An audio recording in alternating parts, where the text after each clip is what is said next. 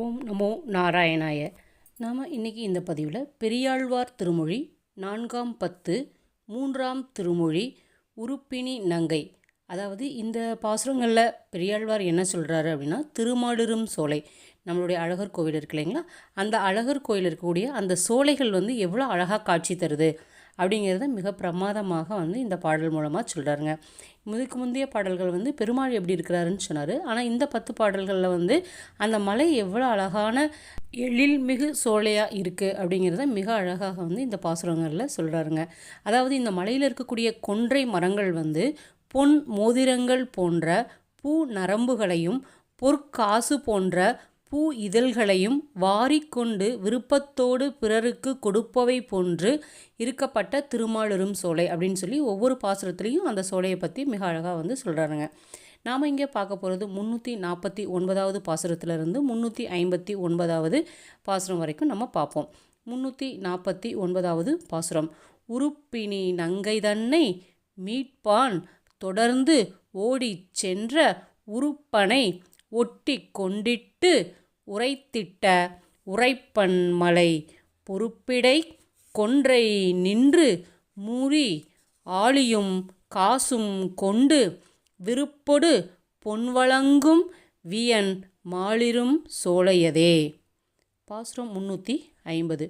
கஞ்சனும் காளியனும் களிரும் மருதும் எருதும் வஞ்சனையில் மடிய வளர்ந்த மணிவண்ணன் மலை நஞ்சு உமிழ் நாகம் எழுந்து அணவி நளிர் மாமதியை செஞ்சுடர் நா வளைக்கும் திருமாலிருஞ் சோலையதே. பாசுரம் 351. மண்ணு நரகன் செய்த சூழ் போகி வளைத்து எரிந்து கன்னி மகளிர் தம்மை கவர்ந்த கடல்வண்ணன் மலை புன்னை செருந்தியொடு புனவேங்கையும் கோங்கும் நின்று பொன் அரி மாலைகள் சூழ் பொழில் மாலிருஞ் சோலையதே. பாசுரம் 352. மாவலி தன்னுடைய மகன் வாணன் மகள் இருந்த காவலை கட்டளித்த தனி காலை கருதும் மலை கோவலர் கோவிந்தனை குறமாதர்கள் பண் குறிஞ்சி பா ஒளி பாடி நடம்பயில் மாலிருஞ் சோலையதே. பாசுரம் 353.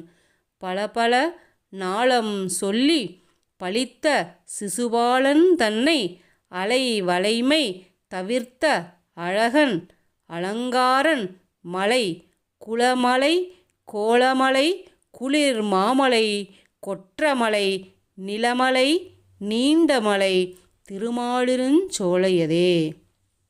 பாசுரம் 354.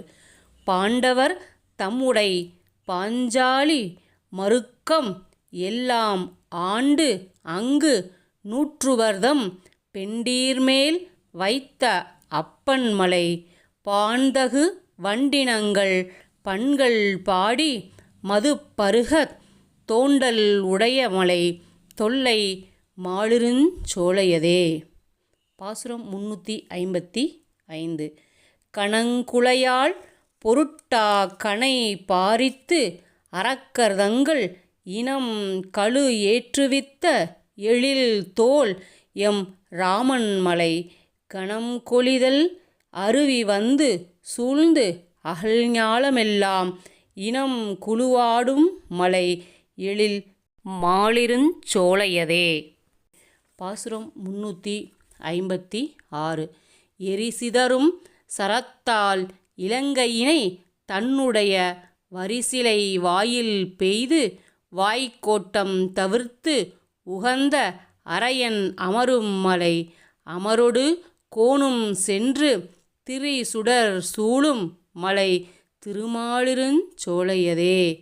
பாசுரம் 357. கோட்டு மண் கொண்டிடந்து குடங்கையில் மண் கொண்டு அளந்து மீட்டு அஃது உமிழ்ந்து விளையாடும் விமலன் மலை ஈட்டிய பல பொருள்கள் எம்பெருமானுக்கு அடியுறை என்று ஒட்டரும் தன் சிலம்பு ஆறு உடை மாலிருஞ்சோலையதே. பாசுரம் 358. ஆயிரம் தோள்பரப்பி முடி ஆயிரம் மின் இலக ஆயிரம் பைந்தலைய அனந்த சயனம் ஆளும் மலை ஆயிரம் ஆறுகளும் சுனை பல ஆயிரமும் ஆயிரம் பூம்பொழிலும் உடை மாலிருஞ்சோலையதே. பாசுரம் 359. மாலிருஞ்சோலை என்னும் மலையை உடைய மலையை நாளிருந் மூர்த்தி தன்னை நாள் வேத கடல் அமுதை மேல் இருங் கற்பகத்தை வேதாந்த விழுப்பொருளின் மேலிருந்த விளக்கை விட்டு சித்தன் விரித்தனனே.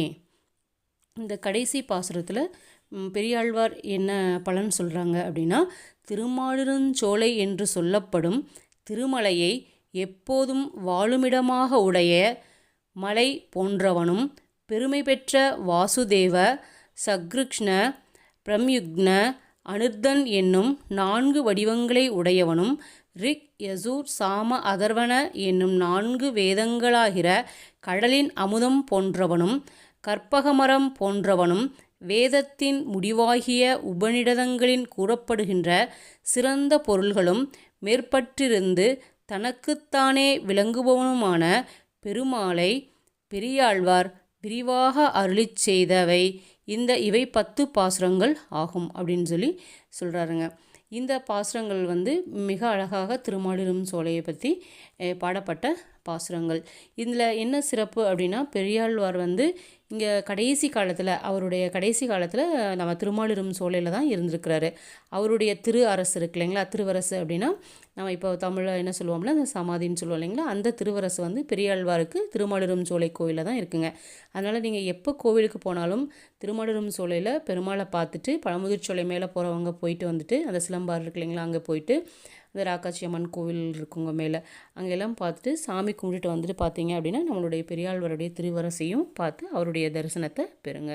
பெரியாழ்வார் திருவடிகளே சரணம். ஓம் நமோ நாராயணாய.